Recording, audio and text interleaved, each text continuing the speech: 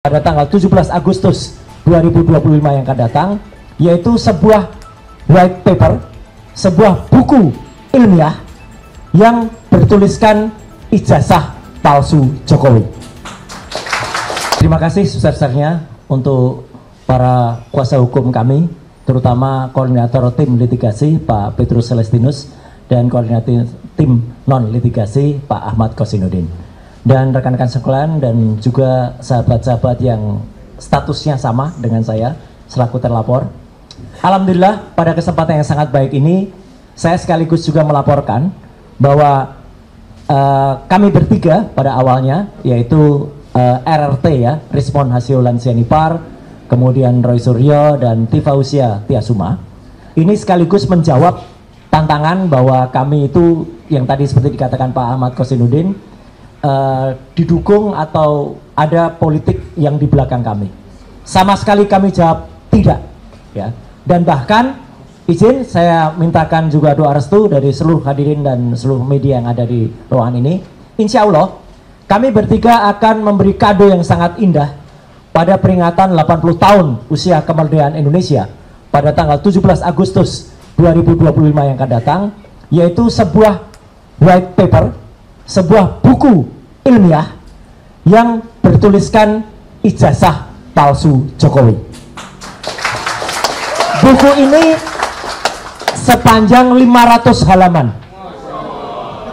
Alhamdulillah sedang kami tulis dan sudah hampir mencapai 70 sekian persen. Bang Respon menuliskan soal detailnya, saya menuliskan mulai dari prakata, mulai dari kisah ijazah palsu ini pertama kali dugaan masyarakat, kemudian penjelasan soal Declaration of Human Rights, penjelasan soal Undang-Undang Dasar 45, penjelasan soal Undang-Undang Keterbukaan Informasi Publik nomor 14 tahun 2008, penjelasan Undang-Undang ITE nomor 11 2008, 19 2016, nomor 1 tahun 2024, dan juga termasuk penjelasan soal undang-undang yang lain dan undang-undang khususnya. Dr. Dr. Rismon akan menuliskan detail soal analisis teknis yang jauh lebih detail. Misalnya soal analisis red, green, blue, soal lintasan cap, kemudian image comparison, face recognition, dan lain sebagainya. Kemudian Dr. Tifa menuliskan dari sisi behavioral neuroscience-nya. Semua itu akan menjadi satu buku yang insya Allah itu akan terbit dalam dua versi, akan terbit secara cetak analog dan juga akan terbit secara digital, dan sedang kami mohonkan nomor ISSN-nya, ya, ISBN-nya.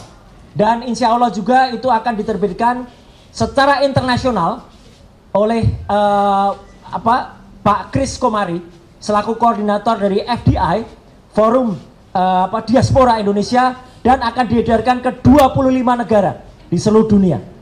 Jadi kami bertanggung jawab penuh atas buku itu, dan kami juga menantang kalau buku ilmiah jawab dengan ilmiah. Jadi misalnya mereka menjawab, oh ya tahun KKN-nya tadinya 83 berubah 85. Nah itu jawaban ilmiah dari mereka misalnya. Oh ya gitar listrik bisa dimainkan di desa tanpa listrik misalnya. Nah itu jawaban dari mereka misalnya begitu. Ya, jadi kami dan itu akan menjadi kado cantik pada peringatan hari Minggu tanggal 17 Agustus.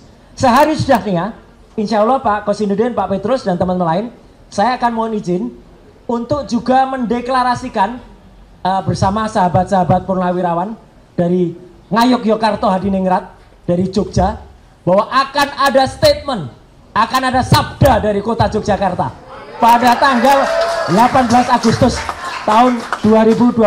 Jadi izin saya saya Minggu masih di, Senin saya udah akan ke Jogja.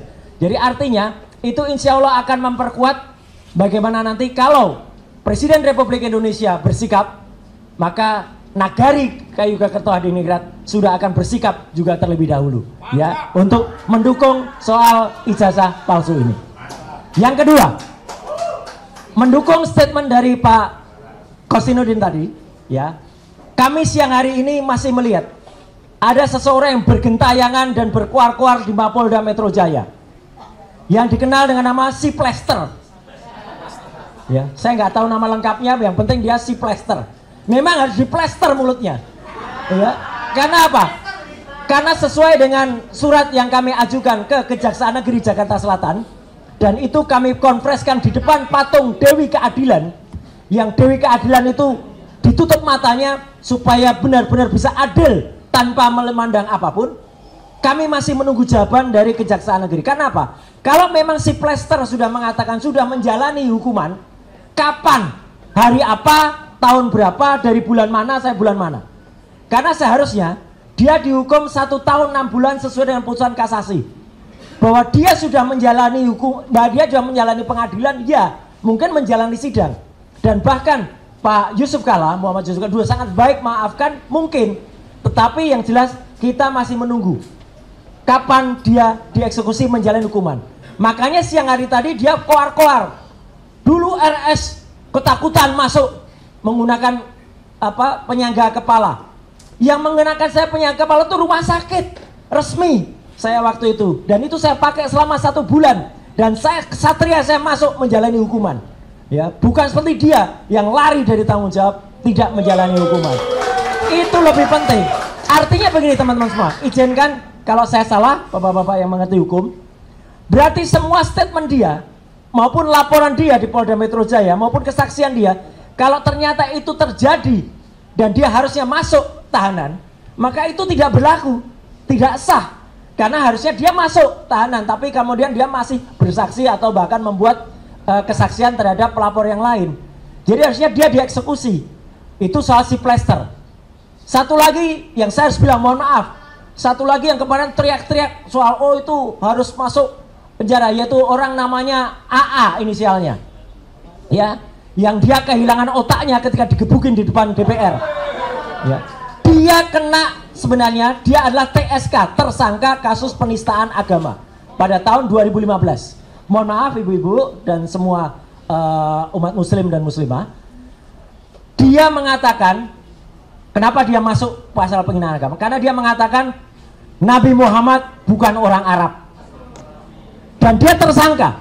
Tapi kemudian saya nggak tahu dia di SP3 oleh Polda Metro Jaya. Tapi sudah juga kemudian di pra-peradilan dan menang pra-peradilannya.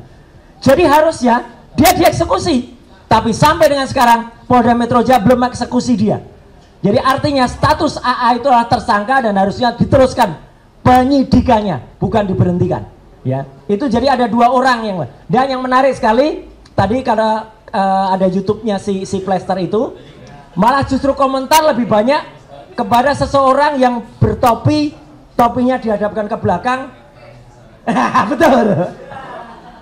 Apal banget nih Mbak Menu ini sama si Pritz itu ya. Dan orang mengatakan itu orang yang di belakangnya itu yang ijazahnya dibusek capnya, ya. Dan dia secara tidak malu memalukan dirinya sendiri tampil di depan salah satu TV dan kemudian menunjukkan kalau ternyata ijazahnya masih ada capnya, bukan seperti Jokowi yang capnya dibalik pas fotonya, ya. Nah, jadi sekali lagi saya tegaskan untuk teman-teman media yang ada di sini, saya patuh dan taat dengan kesepakatan bersama. Jadi insya Allah sore hari ini saya juga akan live di TV tanpa si Plester, ya, gitu. Dan pada hari Rabu yang akan datang itu akan ada acara. Pak Kosidudin tahu persis sejarahnya. Harusnya acara itu mengulas tentang si Plester, tapi kami tegas, kami tidak akan hadir kalau masih ada si Plester yang belum menjalani hukuman. Alhamdulillahnya, salut kepada TV itu, saya nggak akan sebutkan TV-nya, tapi acaranya head to head. Hostnya Elvira Kairunisa. Topiknya diganti, bukan si Plester lagi. Jadi kami akan hadir kalau tanpa si Plester. Ya, karena tidak sopan kalau itu ada. Dan yang terakhir, tadi sudah disampaikan juga oleh Pak Kosinudin, ini bukan nomor-nomor, ini saya tunjukkan buktinya. Jadi ini adalah akun resmi, akun sosmed, maaf, milik seseorang namanya VL. VL itu siapa? Virgianto Listiawan alias Iwan Fals. Iwan Fals membuat polling, kita tahulah siapa Iwan Fals, pada pertengahan Juli yang lalu, dan 72% ketika dia menanyakan ijazah Jokowi, jawabannya adalah palsu. Jadi terima kasih Mas Iwan Fals bersama grupnya, ya. Hanya 14% yang mengatakan asli. Nah, jadi artinya makin banyak lagi selain Refri Harun, juga Irman Badan, kami sekaligus menolak atau tidak percaya kalau ada seseorang yang membuat survei-surveian, itu bukan survei tapi survei. SURPAY. Survei. Kenapa survei? Soalnya sekarang orangnya lagi protes. Terima kasih kepada Presiden Prabowo yang sudah menghapus ya tantiem bonus itu. Nanti mungkin Pak Manusia Merdeka, Pak Saidido bisa menjelaskan dengan lebih detail ya. Keborosan, kemudian insya Allah uang negara, devisa negara itu akan bisa dihemat kalau komisaris-komisaris itu dihilangkan atau tidak perlu diberikan yang namanya tantiem, bonus dan lain sebagainya. Kenapa? Toh mereka juga tidak berkompeten sama sekali. Dan untuk menyambut kegembiraan itu ya, nah saya akan sampaikan sekaligus juga kenapa laki-laki itu suka soda sama seperti susu. Laki-laki sama seperti susu ya, kalau ketemu susu menjadi gembira. Jadi kita bergembira atas keputusan Presiden Prabowo untuk menghapus ya, bahkan kalau perlu komisaris-komisaris itu yang tidak berharga itu cabut Pak Prabowo ya. Jadi kita akan lebih bergembira seperti soda susu gembira. Terima kasih. Wassalamualaikum warahmatullahi wabarakatuh. Ijazahnya fales. Izin, saya mungkin harus meninggalkan tempat karena harus lari ke tempat yang lain.